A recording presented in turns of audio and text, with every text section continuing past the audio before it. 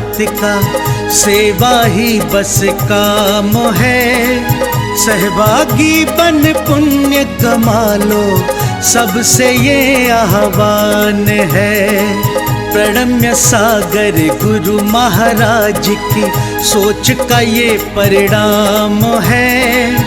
सहभागी बन पुण्य कमा लो, सबसे ये आह्वान है, सबसे ये आह्वान है। अरहम योग प्रणेता ने ये पावन दीप जलाया है। साधर्मी का बने सहारा, बीड़ा ये ही उठाया है, बीड़ा ये ही उठाया है। चलो उन्हें खुशियों से मिलाए, बड़ा पुण्य का काम है। सहभागी बन पुण्य कमा लो, सबसे ये आह्वान है, सबसे ये आह्वान है। जीवों के भोजन का प्रबंधन, असमर्थ बच्चों को शिक्षा, रोजगार की करें व्यवस्था, मांगे ना कोई भिक्षा, मांगे ना कोई भिक्षा। अरहम जीव दया भारत बस करती ये ही काम है। सहभागी बन पुण्य कमा लो, सबसे ये आह्वान है, सबसे ये आह्वान है। गाय धरा पे रहे सुरक्षित, गौशाला है बनवाई, जीव जंतु की भोज व्यवस्था सुंदर रूप से करवाई, सुंदर रूप से करवाई। साधर्मी भूखा ना सोए, रखना सबका ध्यान है। सहभागी बन पुण्य कमा लो, सबसे ये आह्वान है, सबसे ये आह्वान है। साधर्मी रोगी के इलाज को हम मिलके हैं करवाते, जाने कितने असहायों को राशन घर में पहुंचाते, राशन घर में पहुंचाते। लक्ष्य हमारा उन चेहरों पे लानी बस मुस्कान है। सहभागी बन पुण्य कमा लो, सबसे ये आह्वान है, सबसे ये आह्वान है। दान धर्म ही साथ जाएगा, बाकी सब तो धोखा है। पुण्य के भागी बन जाओ, ये बड़ा ही पावन मौका है, बड़ा ही पावन मौका है। जुड़ के जीवन सार्थक कर लो, पावन ये अभियान है। सहभागी बन पुण्य कमा लो, सबसे ये आह्वान है, सबसे ये आह्वान है।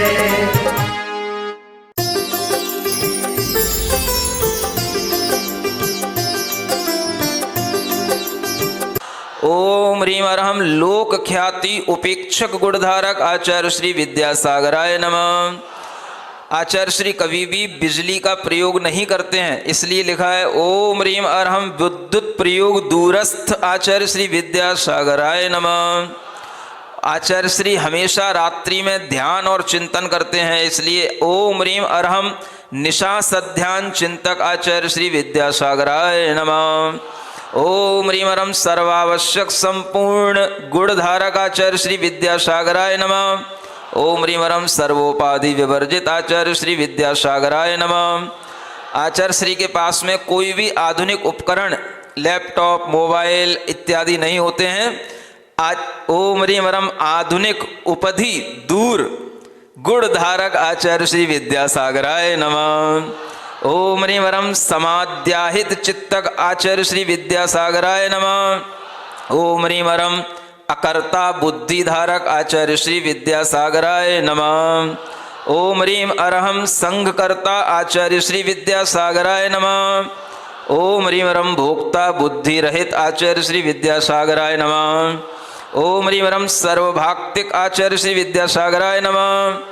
ओम ह्रीं वरम कुशल संचालक आचार्य श्री विद्यासागराय नमः। ओम ह्रीं वरम अबद्ध गुणधारक आचार्य श्री विद्यासागराय नमः। ओम ह्रीं वरम अविरुद्ध गुणधारक आचार्य श्री विद्यासागराय नमः। ओम ह्रीं वरम अविरोधक गुणधारक आचार्य श्री विद्यासागराय नमः। ओम ह्रीं वरम आर्या योग्य गुणाचार्य श्री विद्यासागराय नमः। ओम ह्रीं वरम गंभीर गुणधारक आचार्य श्री विद्यासागराय नमः। ओम ह्रीं वरम आचार्य श्री कभी कभी अल्प कौतुक भी करते हैं, ये आचार्यों का एक गुण कहा गया है। अल्प कौतिक गुणधारकाय आचार्य श्री विद्यासागराय नमः। ओम ह्रीं वरम अखंड ब्रह्मचर्य धारकाचार्य श्री विद्यासागराय नमः। ओम ह्रीं वरम सदाचरण धारकाचार्य श्री विद्यासागराय नमः। ओम ह्रीं वरम पंचेंद्रिय निरोधकाचार्य श्री विद्यासागराय नमः। ओम ह्रीं वरम गुप्ती गुप्ताचार्य श्री विद्यासागराय नमः। ओम ह्रीं वरम निःसपत्नाचार्य श्री विद्यासागराय नमः। ओम ह्रीं वरम सूत्रार्थ चिंतक आचार्य श्री विद्यासागराय नमः। ओम ह्रीं वरम अभिनव अर्थ संदायी आचार्य श्री विद्यासागराय नमः। ये कौन सा गुण है? सूत्रों के नए नए अर्थ बताना। तत्वार्थ सूत्र में तो उन्हें महारत हासिल है, ऐसे उनके लिए ये एक नया गुण बताया, अभिनव अर्थ को प्रदान करने वाले। ओम ह्रीं वरम सूत्रानुसारी देशक आचार्य श्री विद्यासागराय नमः। ओम ह्रीं वरम सर्वाचार्य वरिष्ठ आचार्य श्री विद्यासागराय नमः। ओम ह्रीं वरम गुणज्येष्ठ आचार्य श्री विद्यासागराय नमः। ओम ह्रीं वरम गरिष्ठधी आचार्य श्री विद्यासागराय नमः। ओम ह्रीं वरम सर्वचेष्टा विशिष्टाचार्य श्री विद्यासागराय नमः। ओम ह्रीं वरम सहज सरल गुणधारक आचार्य श्री विद्यासागराय नमः। ओम ह्रीं वरम प्रगी आचार्य श्री विद्यासागराय नमः। ओम ह्रीं वरम काल सामायिक आविष्ट आचार्य श्री विद्यासागराय नमः। ओम ह्रीं वरम प्रतिक्रमण तत्पर आचार्य श्री विद्यासागराय नमः। ओम ह्रीं वरम निश्चयज्ञ आचार्य श्री विद्यासागराय नमः। ओम ह्रीं वरम कृतज्ञ आचार्य श्री विद्यासागराय नमः। ओम ह्रीं वरम गुरु गौरव वर्धक आचार्य श्री विद्यासागराय नमः। ओम ह्रीं वरम गुरुवर्य आचार्य श्री विद्यासागराय नमः। ओम ह्रीं वरम कुल गुरु आचार्य श्री विद्यासागराय नमः। ओम ह्रीं वरम सर्वस्वामी आचार्य श्री विद्यासागराय नमः। ओम ह्रीं वरम गुरु शिष्य परंपरा उद्बोधक आचार्य श्री विद्यासागराय नमः। ओम ह्रीं वरम गुरोर गुरु आचार्य श्री विद्यासागराय नमः। ओम ह्रीं वरम गुरु भक्त आचार्य श्री विद्यासागराय नमः। ओम ह्रीं वरम गुरु सेवी आचार्य श्री विद्यासागराय नमः। ओम ह्रीं वरम गुरु आज्ञाधृत आचार्य श्री विद्यासागराय नमः। ओम ह्रीं वरम उरु आचार्य श्री विद्यासागराय नमः। ओम ह्रीं वरम ब्रह्मचारी युवा नारी महासंघ नायक आचार्य श्री विद्यासागराय नमः। ओम ह्रीं वरम विशेष अधिक दीक्षा आचार्य श्री विद्यासागराय नमः। ओम ह्रीं वरम जिन दीक्षा प्रदायक आचार्य श्री विद्यासागराय नमः। ओम ह्रीं वरम तिमरैक स्थित स्थिरता गुणधारक आचार्य श्री विद्यासागराय नमः। ओम ह्रीं वरम रजनी शरीर क्रिया रहित आचार्य श्री विद्यासागराय नमः। ओम ह्रीं वरम मौन गुणधारक आचार्य श्री विद्यासागराय नमः। ओम ह्रीं वरम उत्कृष्ट ध्याता आचार्य श्री विद्यासागराय नमः। ओम ह्रीं वरम यमी आचार्य श्री विद्यासागराय नमः। ओम ह्रीं वरम त्राता आचार्य श्री विद्यासागराय नमः। ओम ह्रीं वरम सर्व संकेत वर्जित आचार्य श्री विद्यासागराय नमः। ओम ह्रीं वरम अतिथि गुणधारक आचार्य श्री विद्यासागराय नमः। ओम ह्रीं वरम निरापेक्षी आचार्य श्री विद्यासागराय नमः। ओम ह्रीं वरम अनियत काल गामुक आचार्य श्री विद्यासागराय नमः। ओम ह्रीं वरम रस त्यागी आचार्य श्री विद्यासागराय नमः। ओम ह्रीं वरम निस्संग गुणधारक आचार्य श्री विद्यासागराय नमः। ओम ह्रीं वरम नाम सम्मान वैमुख आचार्य श्री विद्यासागराय नमः। ओम ह्रीं वरम दूरदर्शी आचार्य श्री विद्यासागराय नमः। ओम ह्रीं वरम युगादर्श आचार्य श्री विद्यासागराय नमः। ओम ह्रीं वरम युगश्रवण आचार्य श्री विद्यासागराय नमः। ओम ह्रीं वरम ईशिता आचार्य श्री विद्यासागराय नमः। ओम ह्रीं वरम युग कवि आचार्य श्री विद्यासागराय नमः। ओम ह्रीं वरम स्वयं पंथ आचार्य श्री विद्यासागराय नमः। ओम ह्रीं वरम धर्म चक्र प्रवर्तक आचार्य श्री विद्यासागराय नमः। ओम ह्रीं वरम मनोज्ञ आचार्य श्री विद्यासागराय नमः। ओम ह्रीं वरम अन्य मनोहारी आचार्य श्री विद्यासागराय नमः। ओम ह्रीं वरम कर्म जेता इंद्रिय जेता आचार्य श्री विद्यासागराय नमः। ओम ह्रीं वरम संत शिरोमणि आचार्य श्री विद्यासागराय नमः। ओम ह्रीं वरम महाकांति धारक आचार्य श्री विद्यासागराय नमः। ओम ह्रीं वरम दयामूर्ति आचार्य श्री विद्यासागराय नमः। ओम ह्रीं वरम पशु संपत्ति रक्षक आचार्य श्री विद्यासागराय नमः। ओम ह्रीवरम सर्व प्रदेश शिष्येश आचार्य श्री विद्यासागराय।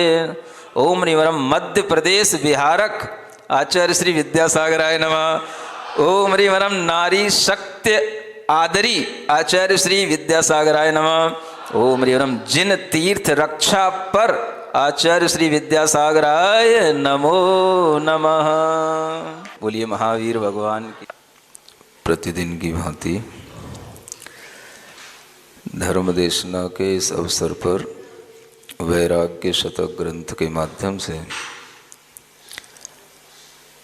आचार्यों के भावों को आगे समझते हुए अपने जीवन की समस्याओं का समाधान करने का इसी में से कुछ उपाय ढूंढते हैं। आज गाथा नंबर 87 पढ़ते हैं। पवणुवगयण मग्गे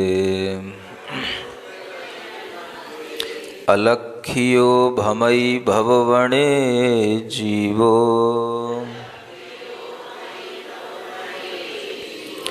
ठाण ठाणम मीस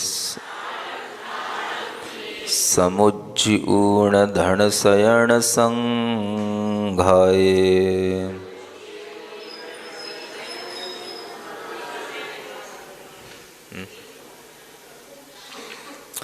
आचार्य कहते हैं पवणुपगयण मग्गे, गगन मार्ग में पवन की तरह। गगन मार्ग आकाश को कहते हैं, क्योंकि आकाश हमेशा खाली सा दिखाई देता है और उसमें अनेक चीज़ें रहती हैं और पवन भी उसी आकाश में रहती है, वायु का प्रवाह भी उसी आकाश में रहता है। तो जिस तरह से इस गगन मार्ग में यानी आकाश में पवन हमें हमेशा अलक्षित दिखाई देती है, यानी दिखाई नहीं देती है। अलक्ष्यो यानी जो हमें पहचानने में न आए, दिखाई न दे, उसे हम अलक्षित कहते हैं।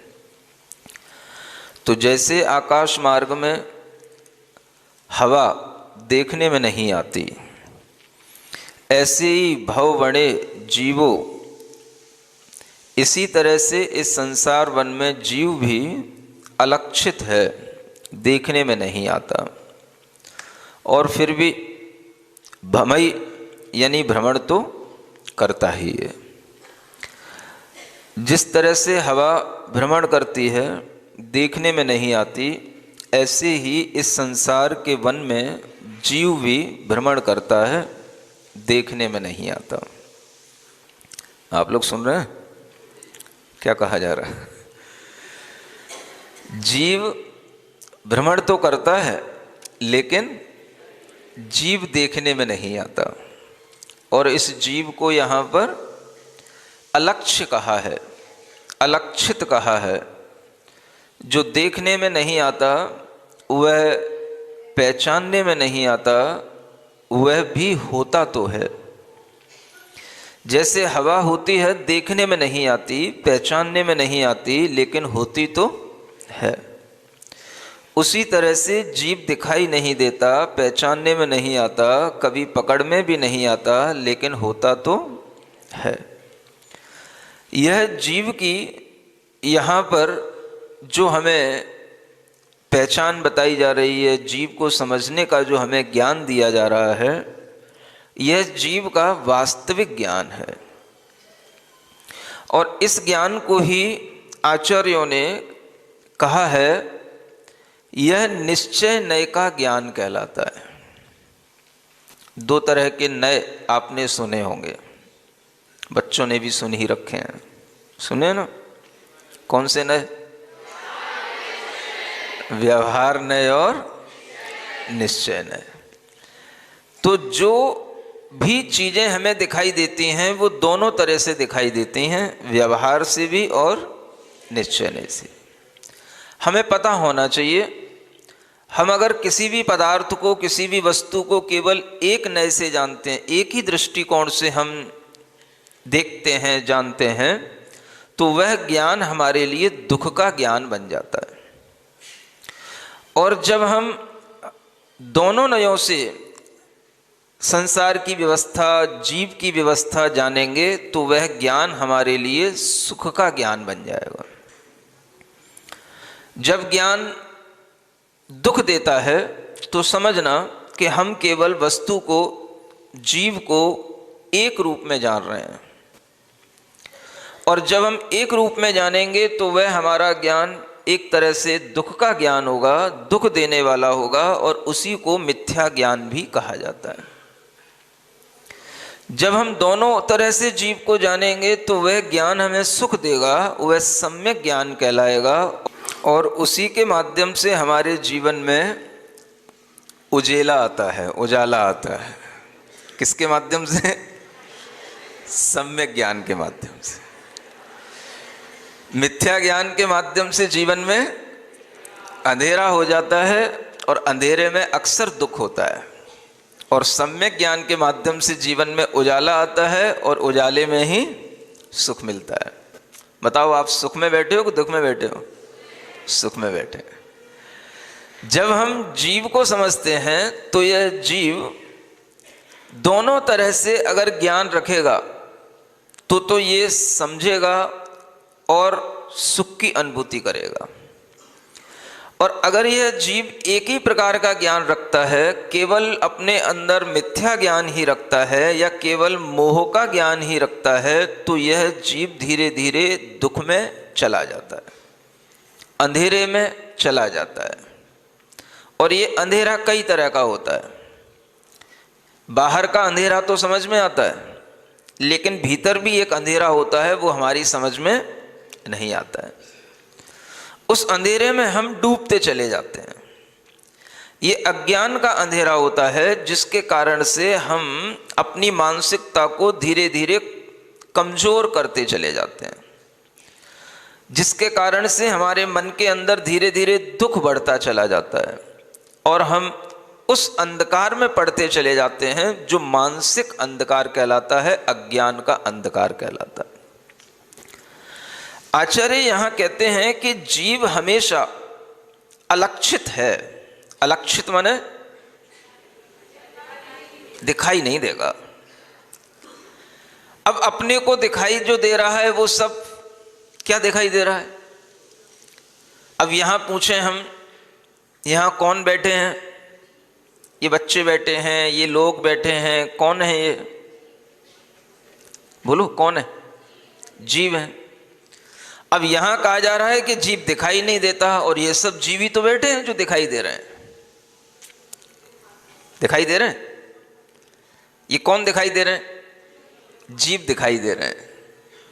जीव को ही हम देख करके चलते हैं, तभी तो कहा जाता है कि भाई दया धर्म का पालन करो, जीव देख करके चलो, जीव की हिंसा ना हो जाए, जीव हमसे मर ना जाए, जीव का ख्याल रखो। तो हम क्या देख करके चलते हैं? जीव देख करके चलते हैं। और यहां कहा जा रहा है कि जो संसार में भ्रमण करने वाला जो जीव है वो अलक्षित है, वो दिखाई देता नहीं है। आ रहा समझ में? तो दिखाई नहीं भी देता है और दिखाई देता भी है। तो जीव के हमें दोनों रूप दिखाई दे रहे हैं कि जीव दिखाई नहीं भी देता है और जीव दिखाई देता भी है। जब हमें जीव दिखाई नहीं देता तो हम देखें कि वास्तव में जीव नहीं दिखाई देता, जीव का शरीर दिखाई देता है। क्या दिखाई देता है? शरीर। जीव दिखाई नहीं देता, लेकिन हम जीव के शरीर को देख करके ही समझ लेते हैं कि यह जीव है, और वह जीव ही हमारे लिए काम का होता है। जीवों से ही हमारे रिश्ते बनते हैं। रिश्ते किससे बनते हैं? संबंध किससे बनते हैं? पति पत्नी के संबंध, पिता पुत्र के संबंध, मित्र मित्र के संबंध किससे बनते हैं? जीवों से ही बनते हैं। और जीवों से वह संबंध बनते हुए भी यहां कहा जा रहा है कि जीव हमें दिखाई नहीं देता है, और वह जीव क्या करता है? ठाण ठाणम्मी, यानी स्थान स्थान में धन शयन संघाये, धन के स्वजन के समूह में समुज्ज ऊण छोड़ छोड़ करके उन सबको भ्रमण करता रहता है। जीव का काम क्या है? भ्रमण करना। संसारी जीव की पहचान क्या है? घूमना, भ्रमण करना। जीव भ्रमण कर रहा है। आप सोचते हो कि हम भ्रमण कर रहे हैं, मनुष्य भ्रमण कर रहा है। यहां पर कहा जा रहा है कि जीव ही भ्रमण कर रहा है। मनुष्य तो उसकी एक दशा है और मनुष्य उसके लिए एक छोटा सा स्थान है। भ्रमण करने के लिए तो उसके पास में 3 लोक का बहुत बड़ा स्थान है और भ्रमण करने के लिए वह तीनों लोकों में घूमता है, तीनों लोकों में भ्रमण करता है और उसी तरह से घूमता है जैसे हवा घूमती है। हवा को कहीं से कहीं पहुंचने में कोई टाइम नहीं लगता। हवा कहीं से कहीं किसी भी समय पहुंच सकती है। ऐसे ही यह जीव एक स्थान से दूसरे स्थान में कभी भी पहुंच सकता है। इसे भ्रमण करने के लिए बहुत बड़ा लोक मिला हुआ है और उसमें यह जीव नियम से भ्रमण करता है और दिखाई नहीं देता। तो जो दिखाई नहीं देता वो जीव है और वही जीव भ्रमण कर रहा है। और जो दिखाई दे रहा है वो जीव नहीं है, वो मनुष्य हो सकता है, वो कीड़ा हो सकता है, वो त्रियंच गति का जीव हो सकता है जो दिखाई दे रहा है। तो जीव जब हमें दिखाई देता है तो वह एक स्थान है उसका, उस स्थान पर हमें दिखाई देता है, लेकिन वह उस स्थान पर थोड़े दिन के लिए रहने आया, फिर वह स्थान छोड़ देगा, दूसरे स्थान पर पहुंच जाएगा। ऐसे करके वह ठाणम ठाणमी माने स्थान स्थान पर सब जगह उसे जाना होता है, सब जगह उसे भ्रमण करना होता है। किसको? कौन के जीव को? दूसरे जीव को। किस जीव की बात कही जा रही है? जो अपन जीव हैं उन सभी जीवों की बात कही जा रही है। हर जीव स्थान स्थान पे घूमता है। अब आप अगर इस मनुष्य गति के स्थान में आ गए, आप एक मनुष्य बन गए, आप अगर एक अभी बच्चे के रूप में हैं, आगे आप बड़े रूप में हो जाएंगे, तो यह भी आपके लिए एक स्थान है थोड़े दिन रुकने का। कैसे? जैसे यहां पर रेवाड़ी के बच्चे आए, रहने के लिए आए कि रुकने के लिए आए? क्या करने आए बताओ? रुकने के लिए आए। रुकने के लिए आए तो कितना रुकने के लिए आए? 3 दिन के लिए रुकने के लिए आए। समझ आ रहा? रुकने के बाद क्या करोगे? रुकने के बाद यहां पर रहोगे नहीं, यहां से चले जाओगे। ये जबलपुर के लोग आए हैं, रुकने आए कि रहने आए? क्या करने आए बताओ? कोई 3 दिन रुकने आता है, कोई 3 घंटे रुकने आता है, कोई 30 मिनट रुकने आता है, चला जाता है। समझ आ रहा है? अब हम बैठे बैठे देखते रहते हैं, कितने सारे लोग आते हैं, दुनिया में से कितने तरीके के लोग आ चुके हैं, कितने से देशों से, प्रदेशों से, विदेशों से कितने लोग आते हैं और कितने लोग चले जाते हैं और आ रहे हैं जा रहे हैं, आ रहे हैं जा रहे हैं। समझ आ रहा है? सब अपनी इच्छा से आ रहे हैं, कोई हमारी इच्छा से तो नहीं आता, सब अपनी इच्छा से आ रहे हैं। कोई 1 दिन के लिए आता, 3 दिन के लिए आता, कोई 2 दिन के लिए आता। सब अपना अपना अनुकूल टाइम देख करके आते हैं, कब जाना, किसी ओकेजन पे जाना कि जब महाराज खाली टाइम पे होंगे तब जाना, कहीं अभी शिविर तो नहीं लग रहे हैं, फुर्सत में जाना कि शिविर के टाइम पर जाना। सब अपनी अपनी प्लानिंग से आते हैं, अपना अपना समय देख करके आते हैं और अपने अपने समय से बंधे हुए होते हैं। कोई 2 दिन की टिकट बना करके लाता है, कोई 3 दिन की टिकट बना करके लाता है और उसके बाद में उसे जाना ही होता है। कहाँ जाएगा? कुछ दिन फिर अपने घर पे रहेगा, कुछ दिन फिर कहीं और दूसरे स्थान पर रहेगा, फिर कहीं और दूसरे स्थान पर रहने लग जाएगा। इस संसार में भी मनुष्य होकर के भी कितने स्थान वह जीव बदलता रहता है और ये सब करते हुए भी वह अगर मनुष्य की दृष्टि से देखा जाए तो एक ही स्थान पर रह रहा है, सब मनुष्य गति में अभी रह रहा है, रह लेता है। अब ये मनुष्य गति में कब तक रहेगा? बोलो, इस गति को भी छोड़ेगा कि नहीं? गति छूटेगी तो वो स्थान भी छूटेगा कि नहीं, कि जहां पर रहता है, जहां रुकता है, जहां रहता है, वह स्थान भी छोड़ेगा कि नहीं छोड़ेगा? जब वो स्थान छूटेगा तो फिर वह जीव कहां जाएगा? फिर दूसरी गति में जाएगा, फिर दूसरे स्थान पर पहुंच जाएगा, फिर वहां रहने लग जाएगा, और फिर वहां पर भी इसी तरह से करने लग जाएगा। ये स्थान को छोड़ छोड़ करके जीव भ्रमण करता रहता है, और जीव कभी दिखाई नहीं देता, लेकिन स्थान स्थान पर जहां रुकता है वहां थोड़ी थोड़ी देर के लिए वो देखने को मिल जाता है। अब यहां इतने सारे जीव बैठे हैं, ये इतने सारे जीव देखने को मिल रहे हैं। अब ये एक स्थान पर बैठे हैं, ये एक स्थान छोड़ देंगे, दूसरा स्थान ग्रहण कर लेंगे, फिर उस स्थान को भी छोड़ देंगे, उसको भी ग्रहण कर लेंगे।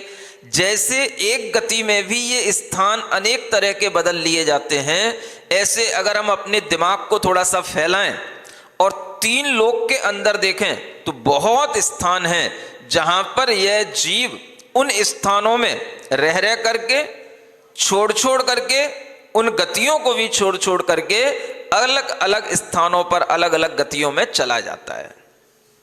कौन चला जाता है? जीव चला जाता है। अब जीव चला जाता है ये तो ठीक है।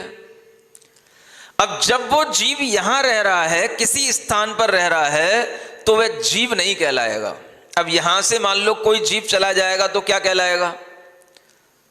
बेटा चला गया, पति चला गया, बेटी चली गई, पत्नी चली गई, मम्मी चली गई, पापा चले गए, दादा चले गए, बुआ चली गई, फूफा चले गए,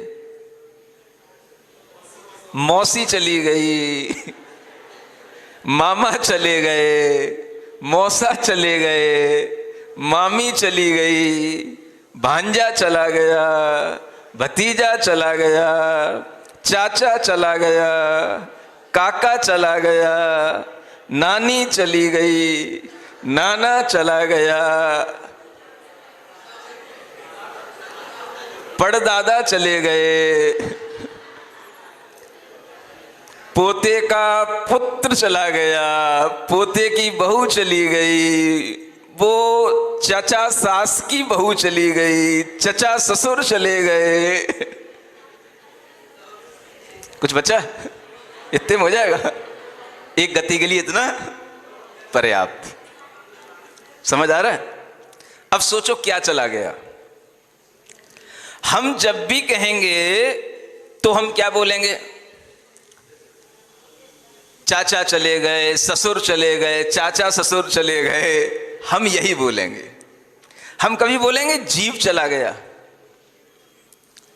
सुनो, समझो, जिन दर्शन को पढ़ते हो, सुनते हो, आचार्य जो हमें ज्ञान देना चाह रहे हैं, उस ज्ञान को अगर नहीं समझोगे तो अंधकार में रहोगे, दुखी रहोगे, और इस ज्ञान को समझोगे तो प्रकाश में आओगे, सुखी रहोगे, क्योंकि ज्ञान ही प्रकाश है।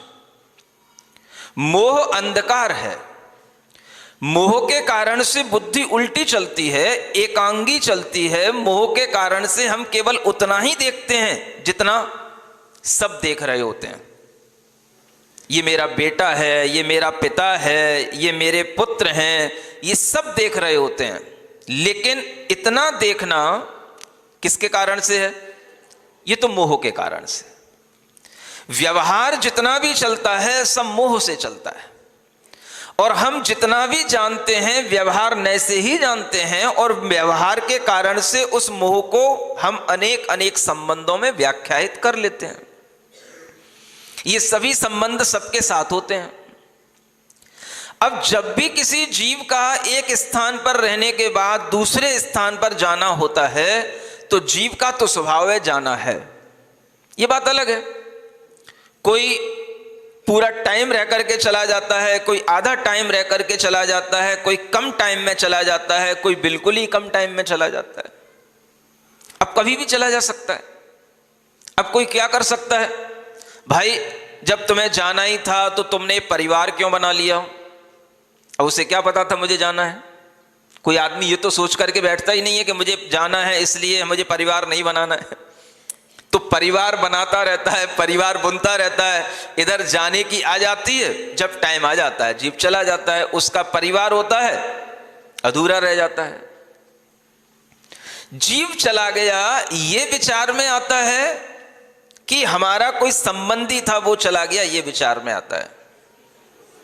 बताओ, देखो अभी तो सब विचार में आएगा, हम समझा रहे हैं इसलिए। जब घर में कुछ होगा तब समझना पड़ेगा। हाँ, सुन रहे हो बच्चों? क्या सुन रहे हो? घर में कुछ भी होगा, किसी के साथ कभी भी किसी भी वक्त कुछ भी हो सकता है, किसी के भी घर में कुछ भी हो सकता है, कोई गारंटी किसी चीज की है नहीं। अगर कुछ होता है और होने से हमें दुख मिलता है तो उस दुख को दूर करने का अगर कोई तरीका है तो क्या है?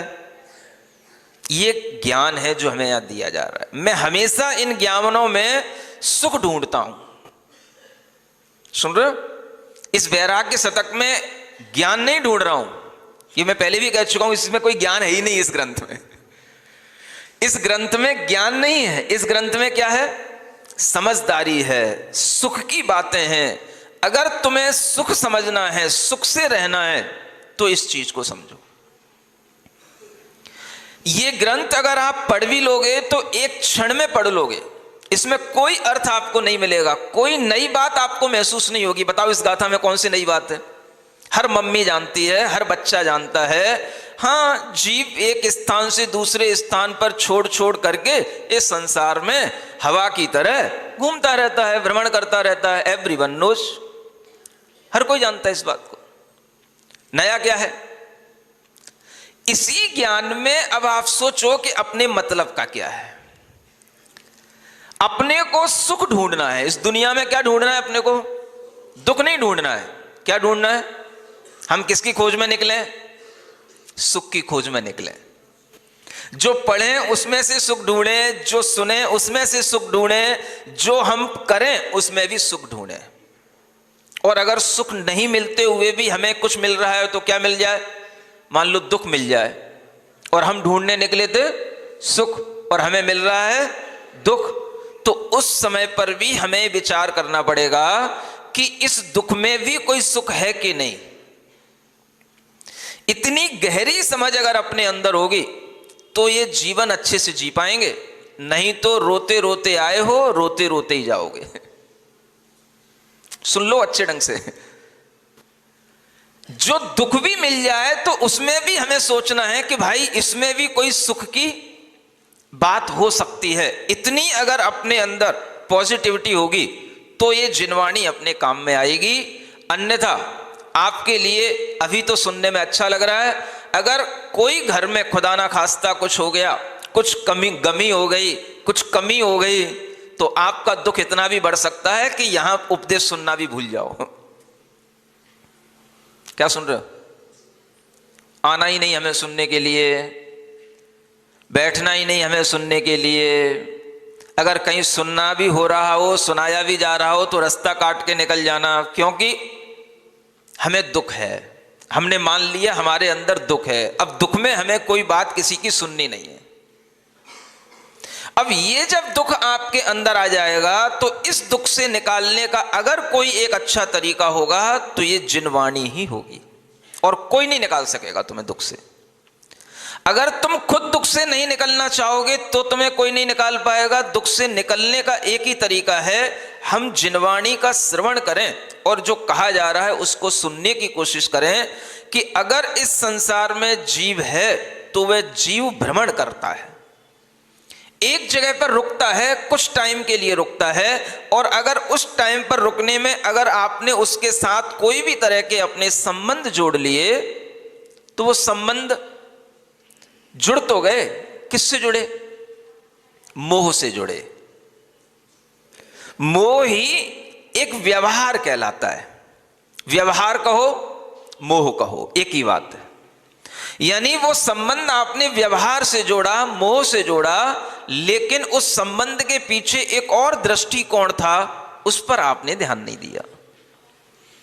उसको भी देखा जा सकता था, और वो दृष्टिकोण क्या था? वो निश्चय का दृष्टिकोण है, वो मोह से रहित होने का दृष्टिकोण है, और वो दृष्टिकोण हमें जीव को दिखाता है, संबंधों को नहीं दिखाता है। अब जब जीव है सामने तो हम उसको देख रहे हैं किस रूप में? ये मेरी मम्मी है, ये मेरे चाचा हैं, ये मेरे नाना हैं, ये मेरे पिता हैं, ये मेरे पुत्र हैं, हम इस संबंधों के रूप में देख रहे हैं। जब ये जीव चला गया तो क्या हुआ? संबंध टूट गया, मोह टूट गया। अब मोह टूट गया तो आपको उस मोह के कारण से अभी भी दुख हो सकता है। क्यों होगा? क्योंकि आपका जो संबंध था वो संबंध छूट गया, जो मोह था उस मोह की पूर्ति नहीं हुई, और आपके लिए अब जो दुख होगा वह दुख अब आपके लिए गहरा होता चला जा सकता है, और उस दुख से आप दुखी भी हो सकते हो। अब इस दुख से दूर होने का उपाय क्या? जो यहां बताया जा रहा है। दूसरा दृष्टिकोण जो मोह से ऊपर उठ करके होता है वह कहलाता है निश्चय का भाव, जीव को देखने का भाव। क्या चला गया? जीव चला गया। अभी तक हमने क्या बोला? मम्मी चली गई, पापा चले गए, भाई चला गया। ये हमारा सारा का सारा जो बोलना है, सोचना है, ये मोह के साथ बोलना सोचना है। और जब हम कहेंगे जीव चला गया, तो जब हम जीव की बात करेंगे, जीव था, जीव कुछ देर तक हमारे साथ रहा, चला गया, तो जब हम जीव पर फोकस करेंगे तो वह हमारे लिए मोह में कमी लाएगा। देखो, चीजें कुछ नहीं है, जो चला गया वो चला गया। अब आपके अपने सोचने का तरीका क्या है, वो आपके ज्ञान के ऊपर निर्भर करेगा कि आप सम्यक ज्ञान के साथ चल रहे हो या उल्टे ज्ञान के साथ चल रहे हो।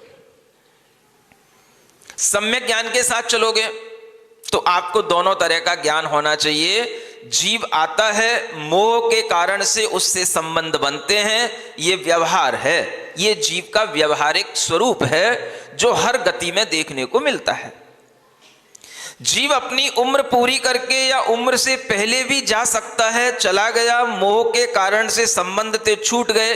अब जीव चला गया, अगर उस जीव की ओर दृष्टि जाएगी तो दुख में कमी आएगी, मोह में कमी आएगी। भाई जीव था, स्वयं आया था, स्वयं चला गया। नहीं समझ आ रहा है? किसी ने बुलाया था क्या? बुलाने से क्या आ जाता क्या कोई? वो स्वयं बना था, स्वयं आया था, स्वयं उसने अपने आसपास अपनी चीजें निर्मित की थीं, और उन्हीं चीजों में कुछ चीजों से उसका मोह जुड़ गया था, और वह उन चीजों के साथ कुछ दिनों तक रहा और वह चला गया। अगर हम इस निश्चय पर ध्यान देंगे, जीव के उस स्वरूप पर ध्यान देंगे, जीव आता है, जीव चला जाता है। आता है तो अच्छा लगता है, और चला जाता है तो बुरा लगता है। भाई आना भी तो जाने के लिए ही होता है, नहीं होता? महाराज आए हैं, कैसा लग रहा है? अच्छा नहीं लग रहा है? नहीं लग रहा है? किनको अच्छा लग रहा है? अरे हाथ उठाने को तो कोई भी हाथ उठा देगा। अब हमारे सामने हमारी बुराई थोड़ी ना करोगे। कोई भी आता है तो अच्छा लगता है ना? और जब आता है तो यह भी निश्चित है कि वो आया है, जाने के लिए ही आया है। तो आना तो सबको अच्छा लगता है, और जाना किसी को अच्छा नहीं लगता। आपको ये बच्चे अच्छे लग रहे हैं? आए हैं, अच्छे लग रहे हैं? अगर आए हैं तो आप इनको भी थोड़ा सा रोक सकते हो, बेटा अभी मत जाओ, अभी रुक जाओ, अच्छा लग रहा हो तो यहीं पर और रहो। ऐसा किसी ने कहा? कोई नहीं कहता है?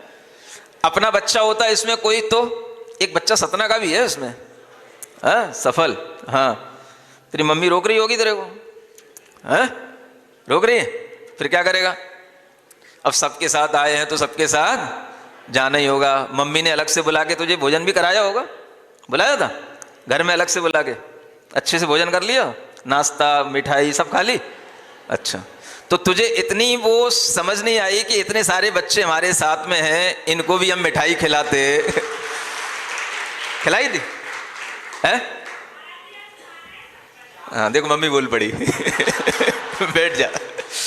मैं एक मम्मी की बात नहीं कर रहा, एक बेटे की बात नहीं कर रहा, मैं ये बताना चाह रहा हूं कि जैसे आपके अपने बेटे होते हैं, आपको अपने बच्चे से मोह होता है, आपको अपना बच्चा अपना लगता है, ऐसे ही अगर हम अपनी दृष्टि थोड़ी सी व्यापक करें तो हमें हर बच्चे में अपना बच्चापन भी दिखाई दे सकता है।